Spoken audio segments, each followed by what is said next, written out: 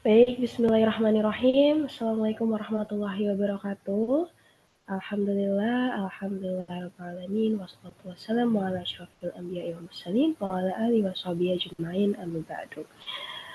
Alhamdulillah, puji syukur kita panjatkan kepada hadirat Allah Subhanahu wa taala karena dengan rahmat dan juga hidayahnya kita bisa dipertemukan di forum Insan yang kelima ya kalau tidak salah seperti itu.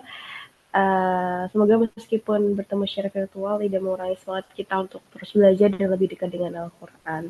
Sebelumnya perkenalkan, saya Melisiana Sundahana dari bidang Majlis Bentara Sanurani yang insya Allah akan memandu jalannya kegiatan pada pagi hari ini. Sebagai informasi membahas kalian insan atau ikut ngaji sebentar Sanurani, insya Allah kegiatan ini akan rutin dilaksanakan setiap Sabtu pagi pukul 6 hingga pukul 7 dan formatnya cukup sederhana. Nanti kita akan membaca Al-Quran bersama, lalu menyimak terjemahannya, lalu kita berdiskusi, merenung, tadabbur singkat, kira-kira ayat-ayat mana yang relevan dengan kehidupan kita sekarang, seperti itu. Mungkin langsung saja kita akan tilawah bersama. Kaji kali ini akan dipimpin oleh Mas Hansan dan akan melanjutkan dari pertemuan selanjutnya. Jadi hari ini kita akan membaca Al-Baqarah ayat 57 ya Bang Hansan sampai nanti ayat berapa Bang? Insya Allah 73 ya. Oke, sampai ayat 73. Baik, kepada Bang Hansan kami persilahkan, monggo. Baik, terima kasih Mbak Meli. Abang Mbak sekalian silakan bisa dibuka Al-Qurannya. Kalaupun ini bisa juga lihat di layar monitor kita baca bersama-sama. A'udzu billahi minasyaitonir rajim. Bismillahirrahmanirrahim. وظللنا عليكم الغمام وأنزلنا عليكم المن والسلوى كلوا من طيبات ما رزقناكم وما ظلمونا ولكن كانوا أنفسهم يظلمون وإذ قلنا ادخلوا هذه القرية فكلوا منها حيث شئتم رغدا وادخلوا الباب سجدا وقولوا حطة نغفر لكم خطاياكم وسنزيد المحسنين فبدل الذين ظلموا قولا غير الذي قيل لهم فأنزلنا على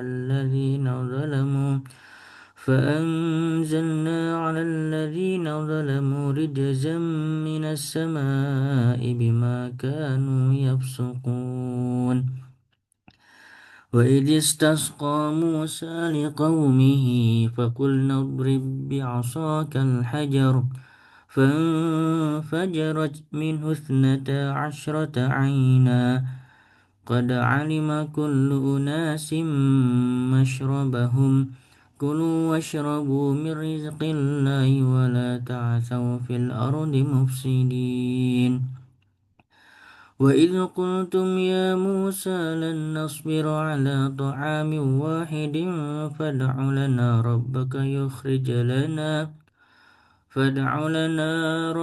يخرج لنا مما تنبت الأرض من بقلها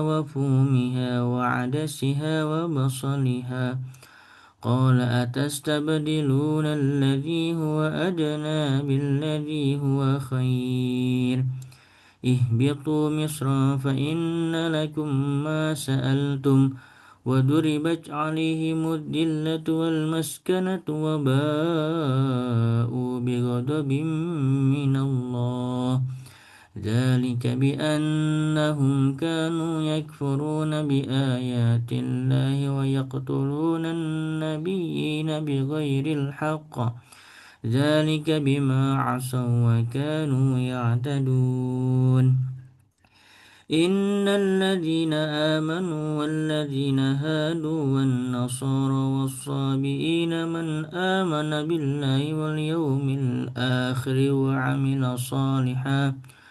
وعمل صالحا فلهم أجرهم عند ربهم ولا خوف عليهم ولا هم يحزنون وإذ أخذنا ميثاقكم ورفعنا فوقكم الطور خذوا ما آتيناكم بقوة واذكروا ما فيه لعلكم تتقون ثم توليتم من بعد ذلك فلولا فضل الله عليكم ورحمته لكنتم من الخاسرين ولقد علمتم الذين اعتدوا منكم في السبت فقلنا لهم كونوا قردة خاسئين فجعلناها نكلا لما بين يديها وما خلفها وموعظة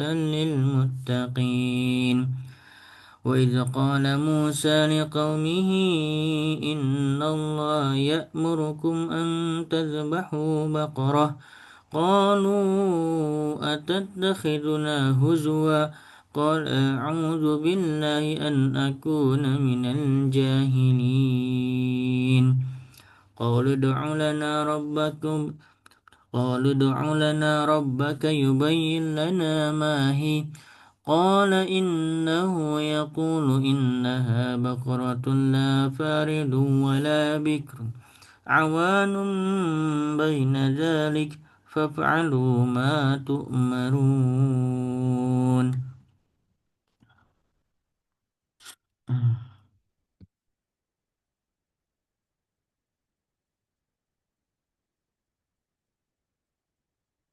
قالوا ادع لنا ربك يبين لنا ما لونها قال إنه يقول إنها بقرة صفراء فاقع لونها تسر الناظرين قالوا ادع لنا ربك يبين لنا ما هي إن البقرة شابه علينا وإنا إن شاء الله لمهتدون قال إنه يقول إنها بقرة لا ذلول تثير الأرض ولا تسقي الحرث مسلمة لا شية فيها قالوا الآن جئت بالحق فذبحوها وما كادوا يفعلون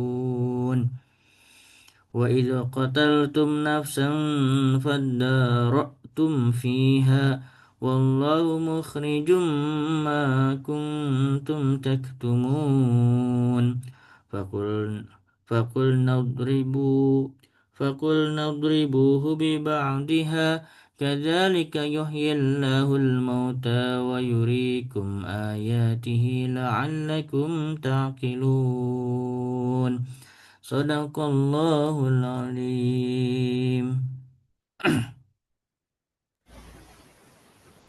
Baik, terima kasih Bang Sansan atas pembacaan surat Al-Baqarah di ayat 57 sampai ayat 73. Selanjutnya kita akan bersama-sama menyimak terjemahannya. Bisa saya bantu bacakan saja. Al-Baqarah ayat 57. Kami menaungi kamu dengan awan dan kami menurunkan kepadamu manna dan salwa. Makanlah makanan yang baik-baik dari rezeki yang telah kami berikan kepadamu. Mereka tidak menzalimi kami, tetapi justru merekalah yang menzalimi diri sendiri. Ingatlah ketika kami berfirman, masuklah ke negeri ini, Baitul Maqdis. Lalu makanlah dengan nikmat berbagai makanan yang ada di sana sesukamu. Masukilah pintu gerbangnya sambil membungkuk dan katakanlah, bebaskanlah kami dari dosa-dosa kami. Niscaya kami mengampuni kesalahan-kesalahanmu. Kami akan menambah karunia kepada orang-orang yang berbuat kebaikan. Lalu orang-orang yang zalim mengganti perintah dengan perintah lain yang tidak diperintahkan kepada mereka. Maka kami menurunkan malapetaka dari langit kepada orang-orang zalim itu karena mereka selalu berbuat fasik.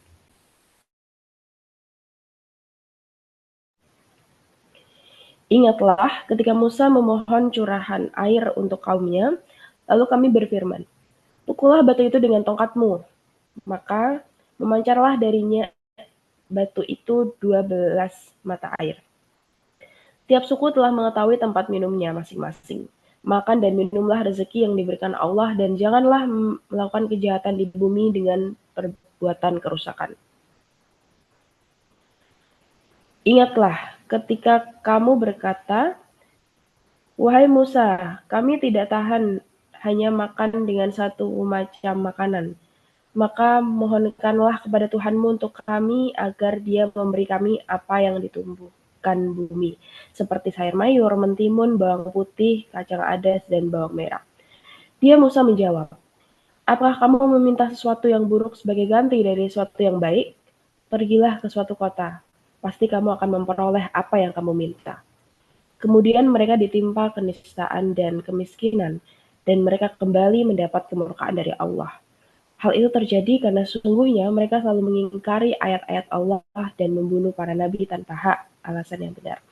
Yang demikian itu ditimpakan kepada mereka durhaka dan selalu melampaui batas. Sesungguhnya orang-orang yang beriman, orang-orang Yahudi, orang-orang Nasrani, dan orang-orang Sabiin, siapa saja di antara mereka yang beriman kepada Allah dan hari akhir serta melakukan kebajikan pasti mendapat pahala dari Tuhannya. Tidak ada rasa takut yang menimpa mereka dan mereka pun tidak bersedih hati. Ingatlah ketika kami mengambil janjimu dan kami angkat gunung Sinai di atasmu seraya berfirman, "Pegang teguhlah apa yang telah kami berikan kepadamu dan ingatlah apa yang ada di dalamnya agar kamu bertakwa." Setelah itu, kamu berpaling. Maka, seandainya bukan karena karunia Allah dan rahmat-Nya kepadamu, pasti kamu termasuk orang yang rugi. Sungguh, kamu benar-benar telah mengetahui orang-orang yang melakukan pelanggaran di antara kamu pada hari Sabat. Lalu kami katakan kepada mereka, "Jadilah kamu kera yang hina." Maka jadilah yang demikian itu sebagai peringatan bagi orang-orang pada masa itu dan bagi mereka yang datang kemudian, serta menjadi pelajaran bagi orang-orang yang bertakwa. Ingatlah ketika Musa berkata kepada kaumnya, "Allah memerintahkan kamu agar menyembelih seekor sapi." Mereka bertanya, "Apakah engkau akan menjadikan kami sebagai ejekan?" Dia menjawab, "Aku berlindung pada Allah agar tidak termasuk orang-orang yang jahil." Mereka berkata, "Mohonkanlah kepada Tuhanmu untuk kami agar Dia menjelaskan kepada kami tentang sapi itu." Dia Musa menjawab, "Dia Allah berfirman bahwa sapi itu tidak tua dan tidak muda, tetapi pertengahan antara itu. Maka kerjakanlah apa yang diperintahkan kepadamu." Mereka berkata, "Mohonkanlah kepada Tuhanmu untuk kami agar Dia menjelaskan kepada kami apa warnanya." Dia Musa menjawab, "Dia Allah berfirman bahwa sapi itu adalah sapi yang berwarna kuning tua yang menyenangkan orang-orang yang memandangnya." Mereka berkata, "Mohonkanlah kepada Tuhanmu untuk kami agar Dia menjelaskan kepada kami tentang sapi itu, karena sungguhnya sapi itu belum jelas bagi kami, dan jika Allah menghendaki, niscaya kami mendapat petunjuk." Dia Musa menjawab, "Dia Allah berfirman bahwa sapi itu adalah sapi yang belum pernah dipakai untuk membajak tanah dan tidak pula untuk mengairi tanaman, sehat dan tanpa belang." Mereka berkata, "Sekarang barulah engkau menerangkan hal yang sebenarnya." Lalu mereka menyembelihnya dan hampir saja mereka tidak melaksanakan perintah itu. Ingatlah ketika kamu membunuh seseorang lalu kamu saling tuduh tentang itu, akan tetapi Allah menyingkapkan apa yang selalu kamu sembunyikan. Lalu kami berfirman, "Pukullah mayat itu dengan bagian dari sapi itu." Demikianlah Allah menghidupkan orang yang telah mati, dan Dia memperlihatkan kepadamu tanda-tanda kekuasaannya agar kamu mengerti.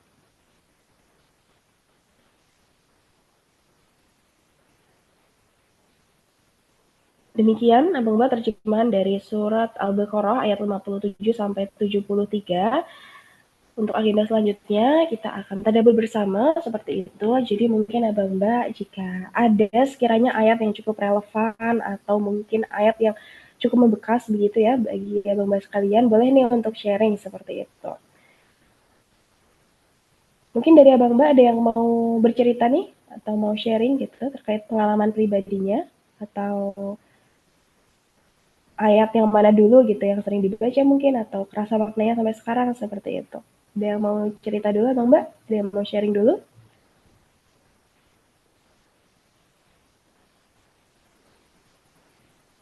Bang Aufar kayaknya nih, Bang Aufar. Janganlah, Ustadz dulu aja Ustadz. Ustadz Yanis, Ustadz Lanjutkan Yanis. sama Ustadz dulu aja. Silakan, silakan, Bang Yanis.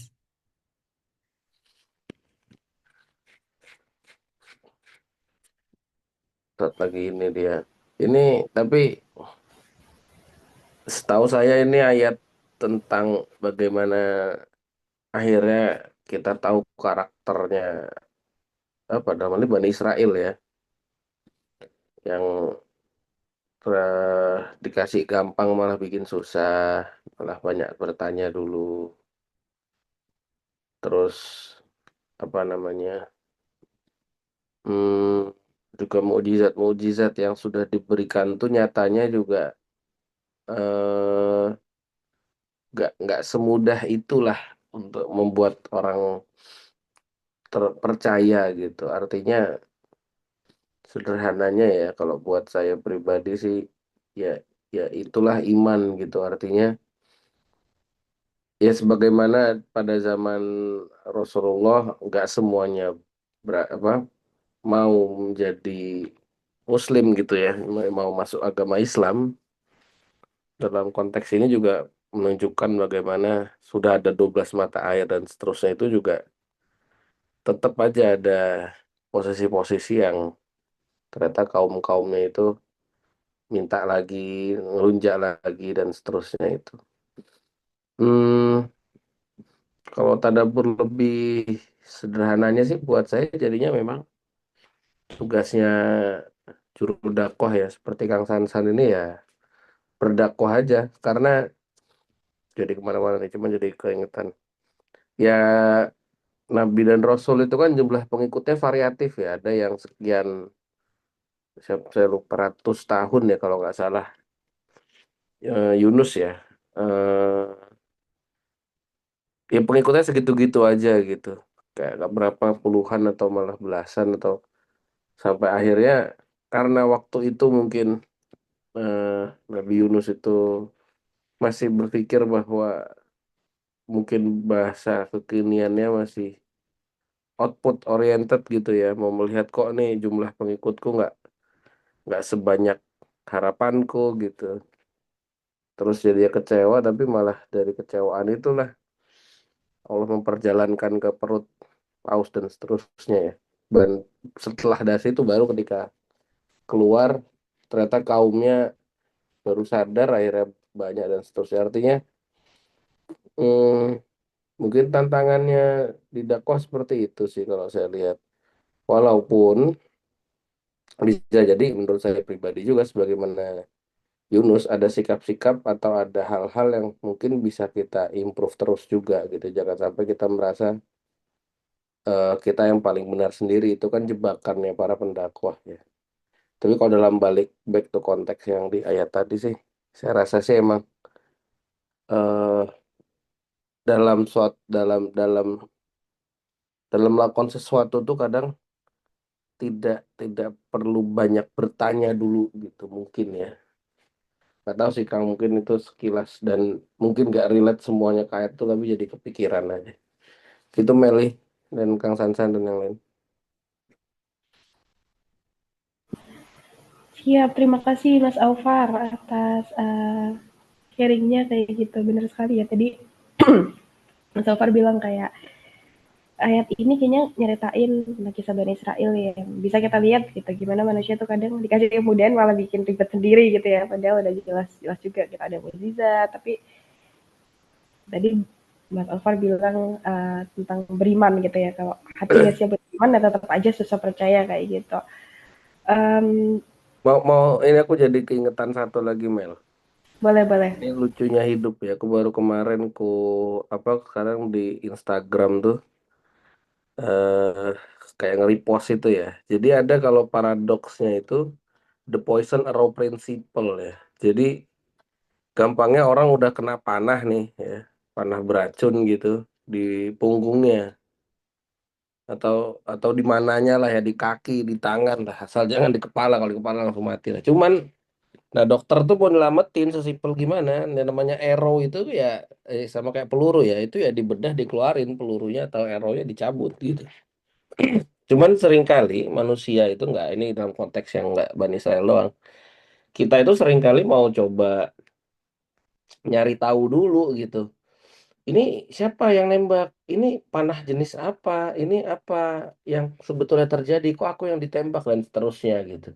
Jadi instead of dia sebetulnya ya solusinya adalah panahnya dicabut gitu. Tapi dia mencari informasi dulu gitu. Sebenarnya poinnya itu. Dia berusaha kita berusaha lah gitu kan. Kita berusaha untuk mencari informasi lebih banyak terlebih dahulu untuk mengambil sesuatu keputusan yang sebetulnya kita udah tahu seharusnya keputusan itu dulu yang diambil terlepas dari informasi apa yang kita harus punya gitu nantinya.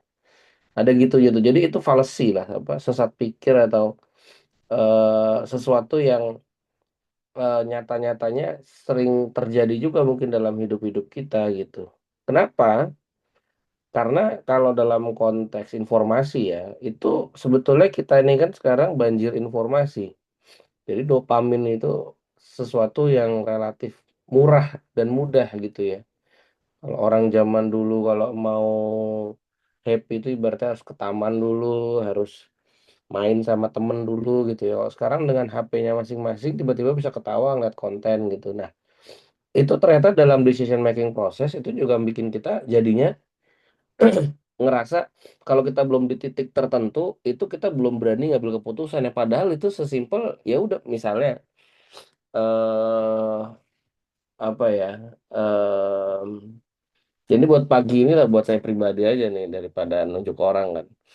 Sebenarnya bangun pagi ya kalau kayak sekarang nih karena saya mau ketemu Kang Sansan ternyata bangun-bangun aja gitu. Terlepas tadi jam 2 baru tidur. Walaupun habis ini kayaknya tidur lagi gitu. Nah, itu kan ternyata decision itu bisa kayak gitu gitu. Walaupun biasanya sih proses di belakangnya lebih agak panjang tuh. Aduh, tapi badan masih kurang enak. Nah, nanti kalau habis ini tidur apa ada gitu-gitunya tuh. Ada langsung kalkulatifnya, ada hitung-hitungan dulu, ada informasi dulu yang mau ditambahin. Kayaknya better kayak gimana. Padahal mah sesimpel ambil dulu aja langkahnya gitu. Anyway, ini jadi itu saya soalnya baru banget kemarin saya repost tuh jadi kayak emang lucunya hidup tuh kadang gitu sih mas. Ini relate tuh dia. Gitu sih Mel, thank you. Siap, siap. Mantap Bang Alvar sharingnya ya. Mungkin apa ya, kayak kadang kita tuh bukan fokus buat nyari solusinya, tapi seringkali malah kepo dulu dengan hal-hal yang gak esensial gitu yang Bang Alvar ya. Kayak terlalu banyak informasi sekarang itu malah bikin kita kebanyakan mikir gitu, atau susah ngambil keputusan kayak gitu. Jadi ya, info itu penting gitu, tapi jangan sampai bikin kita kehilangan keberanian gitu ya, mungkin buat ambil langkah kayak gitu ke dapatnya kalau dari apa yang Bang Alvar sampaikan.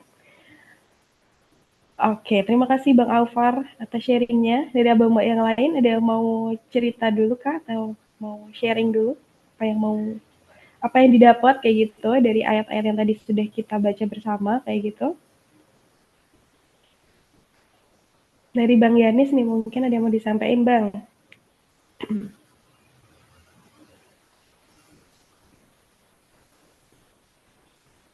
Atau ada ini Atau nih, Mbak siapa nih? Mbak Nahdia.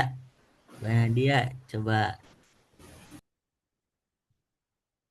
alumni angkatan berapa?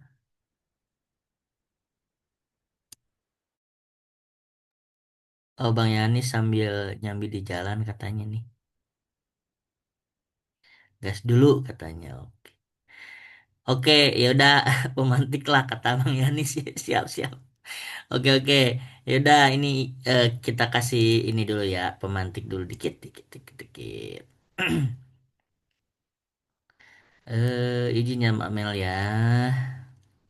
Bismillahirrahmanirrahim. Alhamdulillahilladzi hadana li hadza wa ma kunna linahtadiya laula an hadanallah. Allahu hadiri, Allahu nadiri, Allahu syahidun alayya, Allahu ma'i, Allahu ma'ini, wa huwa bikulli syai'in muhit. Ila hadratin Nabil Mustafa Muhammadin sallallahu alaihi wasallam wa alihi washabihi wa wajhi wa dzurriyyati wa ali baiti ajmain wa ila arwahi ahli silsilatil qadiri wa naqsyabani. Wa jami' ahli turuq khususan ila hadrati suratul awliya wa ila adami kutubil alamin sidi Syekh Muhyiddin Abdul Qadir Jilani qaddas hadrati Syekhina al-Mukarram Syekh Abdullah Mubarak bin Nur Muhammad wa hadrati Syekhina al-Mukarram Syekh Sahib wa usulli mafhum wa silsilatul akhirin Syekh A'udzu billahi minasyaitonir rajim. Bismillahirrahmanirrahim. Ihdinas. Ya, Bang Mbak, pemantik sedikit langsung sini. Set. Eh ya tadi ada yang apa? Banyak yang itu ya. Jadi dalam ayat eh, berapa ayat lah ya hitungannya ya. Bentar. Ini nah ini tadabbur atas kisah kaum Nabi Daud jadi di beberapa ayat tadi ada juga bahwa tentang kaum Nabi Daud nih. Dia ada kisah. Kisahnya itu mereka tinggal di tepi laut di desa Ailah namanya dan hidup dengan berburu ikan. Nah, mereka itu. Lalu Allah Subhanahu wa taala itu mengutus Nabi Daud alaihissalam kepada mereka dan mereka beriman akhirnya. Nah, Allah Subhanahu wa taala membuat perjanjian dengan mereka melalui Nabi Daud alaihissalam agar mereka tidak berburu ikan pada hari Sabtu. Nah, ini yang soal hari Sabat nih. Ayat 65 kan. Dan sungguh kamu telah mengetahui orang-orang yang melakukan pelanggaran di antara kamu pada hari Sabat. Lalu kami katakan kepada mereka, jadilah kamu kera yang hina. Nah, ini hari Sabat itu hari Sabtu nih. Ini juga ini ya menolak teori soal evolusi manusia dari kera nih sebenarnya nih. Yang benar keraknya ada yang dari manusia kan begitu. Nah, apa kisahnya? Jadi kisahnya ini ada ada kaum Nabi Daud yaitu diminta untuk menghususkan hari Sabtu itu untuk menghadap Allah dan beribadah kepada Allah. Ini syiar agamanya lewat Nabi Daud ya. Nah, apa yang mereka lakukan? Setelah perjanjian dibuat nah ini ternyata muncul banyak ikan katanya ke pantai di hari Sabtu malah. Nah, gitu. Nah, lalu para penduduknya itu merancang taktik ya buat nangkep ikan-ikan itu. Kan hari Sabtu itu nggak boleh nangkep ikan sebenarnya, harus buat beribadah gitu kan. Tapi mereka bikin taktik nih untuk bisa menangkap ikan. Dengan apa caranya? Dengan menggali kolam-kolam dan parit di tepi laut tuh. Jadi bikin kolam-kolam dan parit di tepi laut, lengkap juga sama saluran airnya yang mengarah ke situ ya. Nah, pada hari Sabtu tiba nih, mereka buka tuh saluran-saluran air itu dan mengalirkan airnya itu ke kolam-kolam yang dibuat itu. Nah, pas hari Sabtu itu, ikan-ikan kan pada muncul. Nah, di tepi laut itu, nanti dia kekumpul di dalam kolam-kolam itu. Nah, kayak gitu. Jadi, secara eh, alaminya seperti itu. Nah, lalu keesokan harinya, pada hari Ahad, ya kan, mereka kan hari Ahad boleh nangkap ikan kan.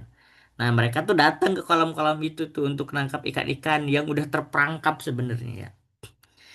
Nah, dengan akal-akalan kan ini akal-akalan sebenarnya ya. Kan sebenarnya hari Sabtu tuh nggak boleh buat nangkep ikan gitu kan untuk beribadah gitu. Tapi mereka bikin taktik, bikin akal-akalan. Nah, ini seakan-akan mereka membuat tipu daya. Nah, atas dasar tipu daya itu mereka melanggar janji Allah Subhanahu wa taala. Dan mereka itu akhirnya ibaratnya nggak nurut gitu. Maka ini kami katakan kata Allah, jadilah kamu kera yang hina. Itu jadi kera yang hina. Jadi mereka jadi kera. Ini bener nih kisahnya nih, kisah nyata nih. Kayak begini. Ini karena mereka tidak mau menahan apa ya? menahan godaan kenikmatan gitu.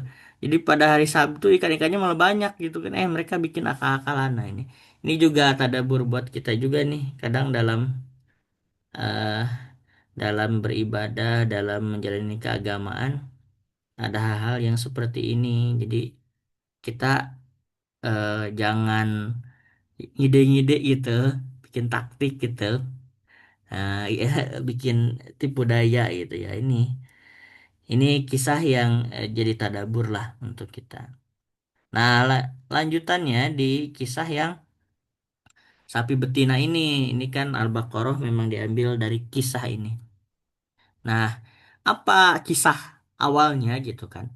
Sebenarnya kisah awalnya itu jadi gini, di zaman Nabi Musa itu ada katanya laki-laki terpandang nih, banyak harta. Pokoknya orang kaya deh pokoknya. Anaknya itu cuma satu, anak tunggal aja, dia punya anak cuma satu, anak tunggal laki-laki kayak gitu. Nah, tapi si laki-laki yang orang yang terpandang ini, yang banyak harta ini, dia punya para ponakan, ya kan. Nah, para keponakan-keponakannya ini pengen menguasai harta si orang itu yang punya anak tunggal itu. Nah, pokoknya mereka tuh pengen menguasai hartanya. Nah, lalu apa yang mereka rencanakan? Yang mereka rencanakan itu adalah membunuh anak laki-laki tunggalnya itu, gitu. Karena biar mereka dapat hartanya kan gitu. Mereka membunuh, lalu katanya dikisahkan keesokan paginya itulah ditaruh di depan rumahnya itu. Lalu mereka tuh saling nuduh. Siapa nih yang bunuh, siapa yang bunuh? Padahal mereka sebenarnya yang merencanakan pembunuhan terhadap anak laki-laki itu. Nah, tapi mereka saling saling menuduh padahal mereka pelakunya.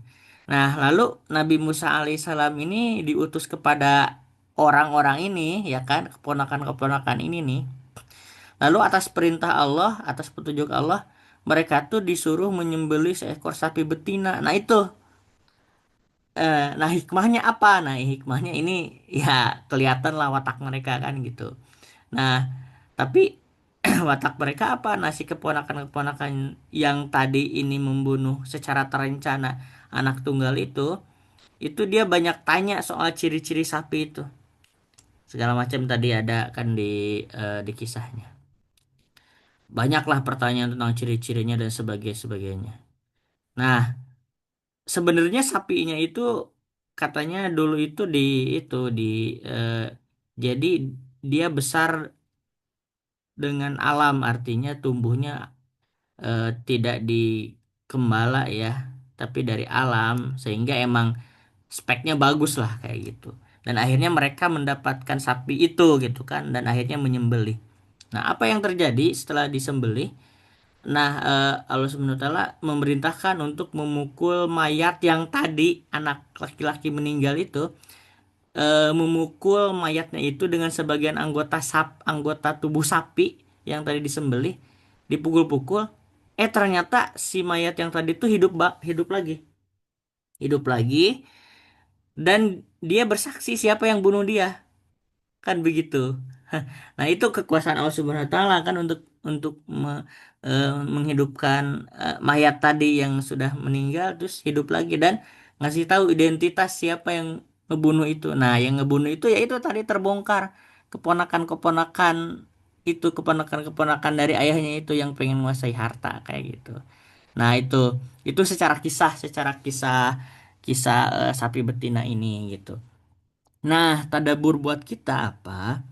Kalau di tafsir Al-Jailani dari Tuan Syekh Abdul Qadir Jailani itu sebenarnya buat kita adalah bagaimana kita berusaha untuk menyembelih sapi nafsu kita. Jadi kita tuh punya nafsu yang itu suka menggoda atau mengarahkan diri kita untuk melakukan hal-hal yang dosa atau maksiat atau jelek. Itu namanya nafsu amaroh. Nah, nafsu amaroh ini harus kita sembelih gitu, harus kita sembelih, harus kita kendalikan dan kita lawan. Lalu misal kita tergelincir melakukan hal dosa atau maksiat gitu kan, atas dorongan dari nafsu amarah kita. Nah, setelah itu lalu pukulkan sebagian potongan. Nah, artinya cepet-cepet tobat nih, cepet-cepet tobat. supaya itu masuk kepada dorongan nafsu dalam diri kita. Itu ada namanya nafsu mutmainnah, nafsu yang tenang itu, supaya ketika kita sadar, oh iya ya, saya tuh salah nih ngelakuin dosa, makanya kita segera tobat. Nah, segera tobat supaya beranjak kepada nafsu yang tenang dan tidak melakukan dosa itu lagi gitu.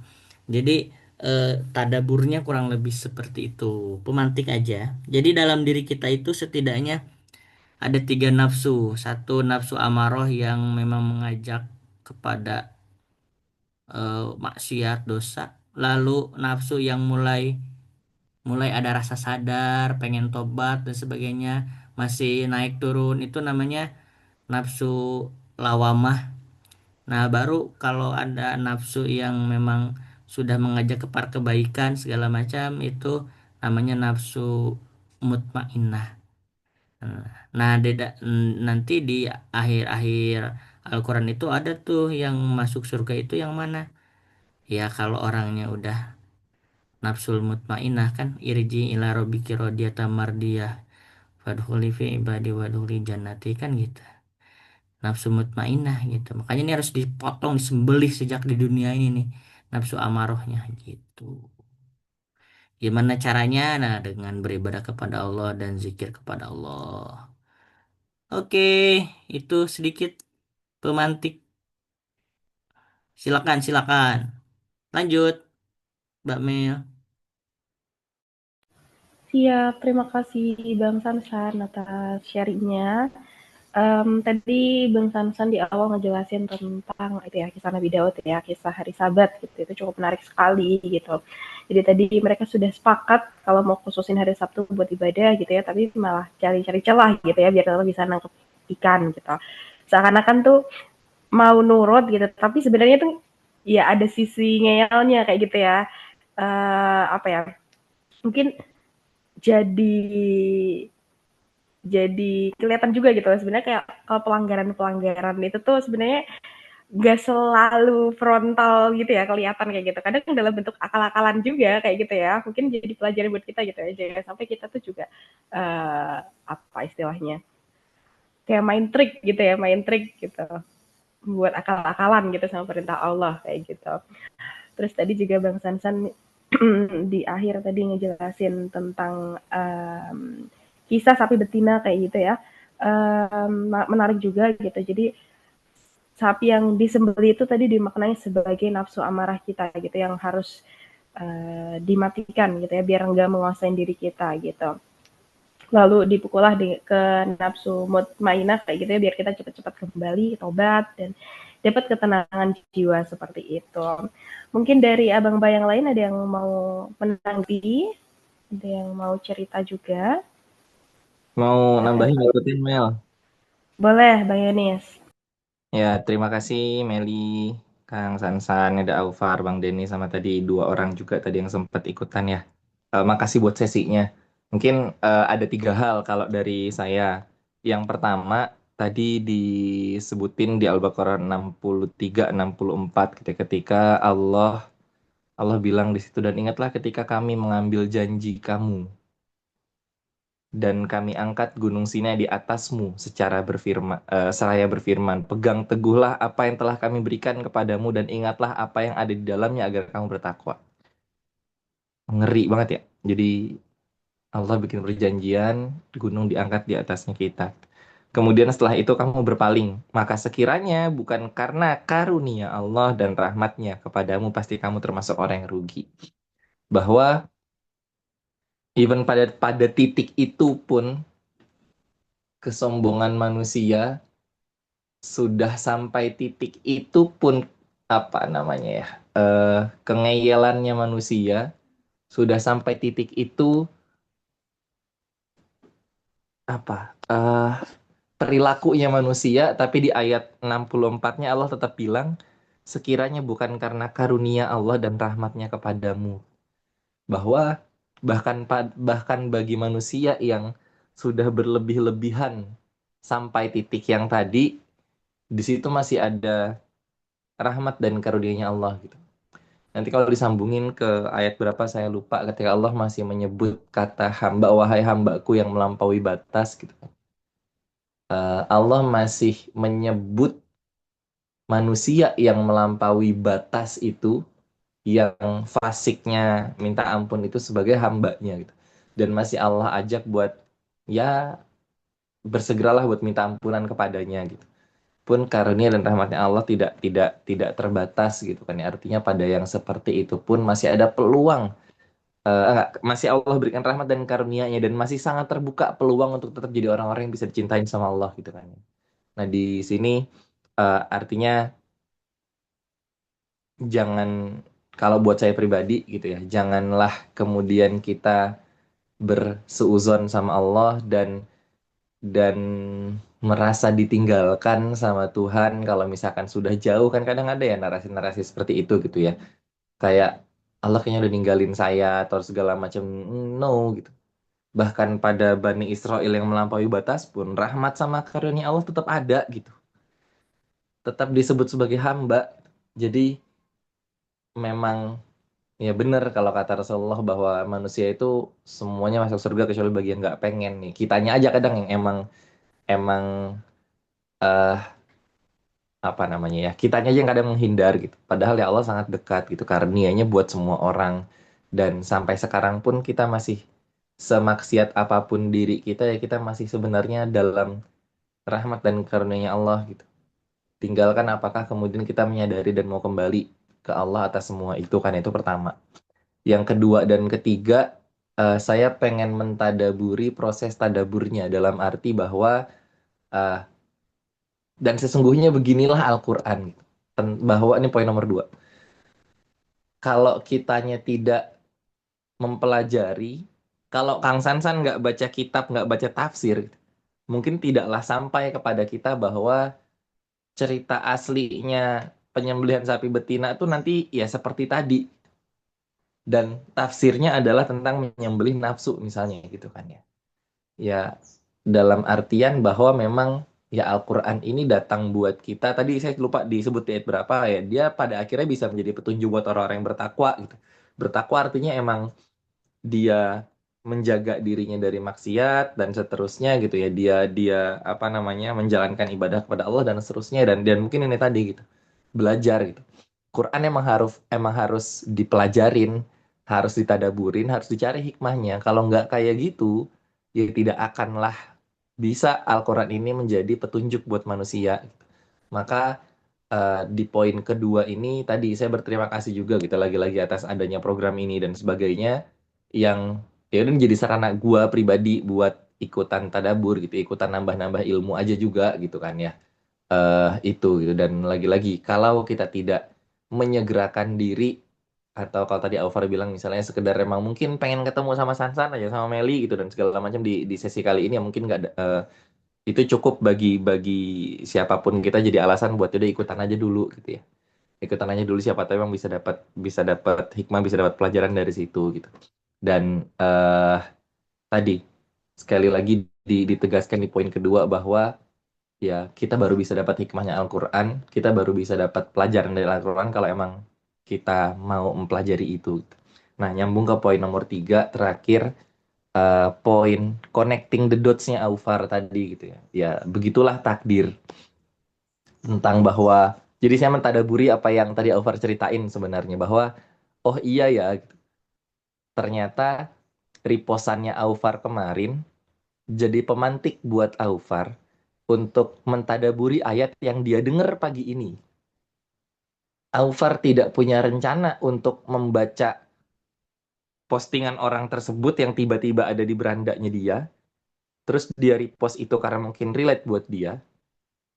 Terus Aufar tadi punya semangat buat ya udah pengen ikutan aja dulu gitu kan ya. Mungkin nanti habis ini tidur lagi dan segala macam misalnya. Dan ternyata yang dilakukan kemarin tersambung dengan keputusannya Aufar pagi ini gitu kan.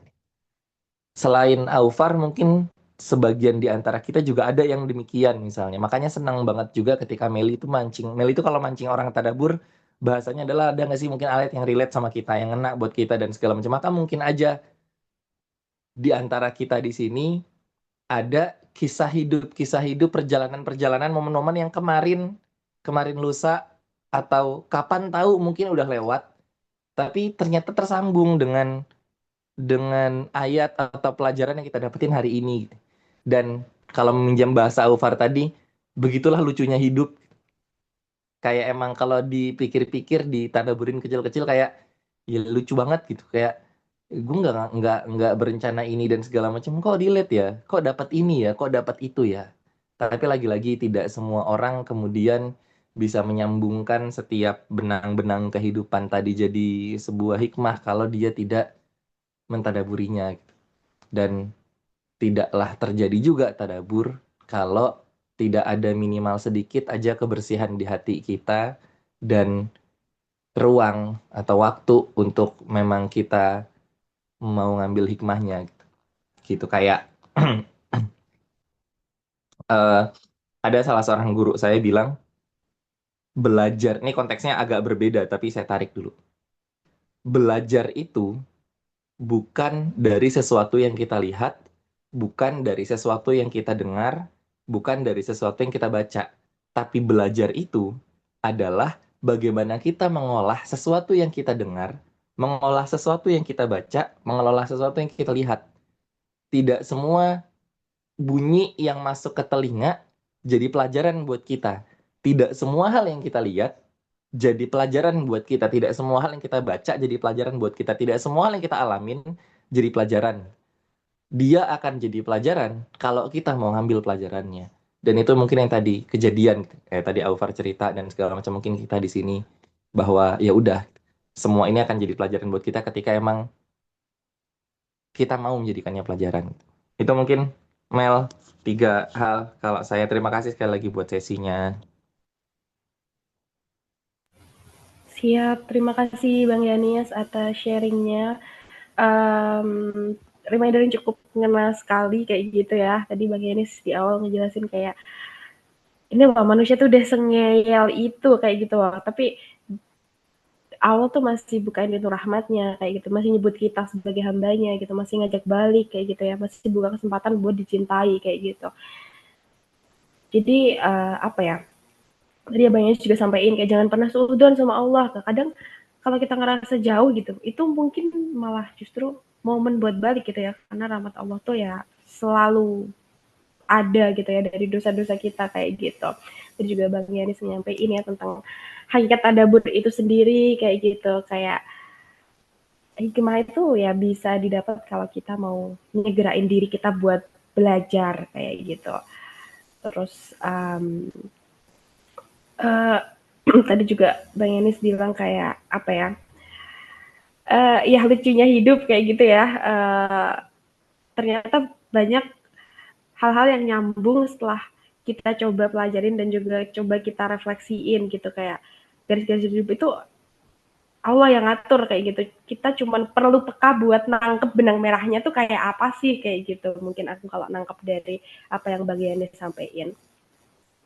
Mungkin dari Abang Mbak yang lain nih, ada yang mau sharing lagi, ada yang mau disampaikan gitu.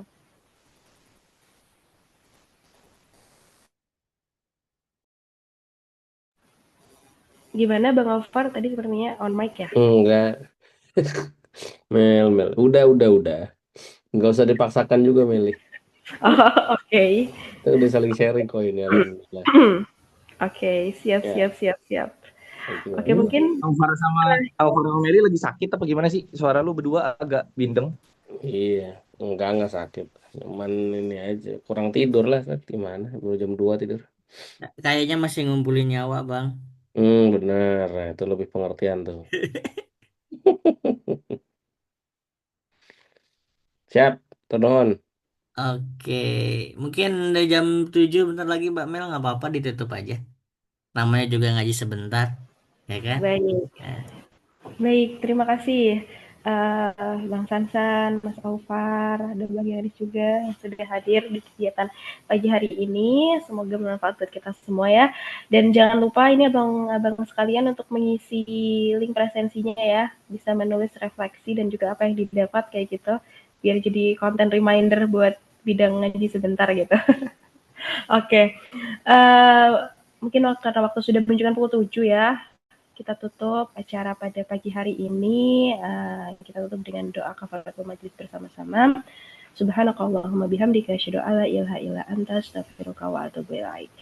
Terima kasih Abang Mbak sekalian yang sudah join. Sampai bertemu di Sabtu minggu depan. Wassalamualaikum warahmatullahi wabarakatuh. Waalaikumsalam. Turun Meli, Hansan, Setenis.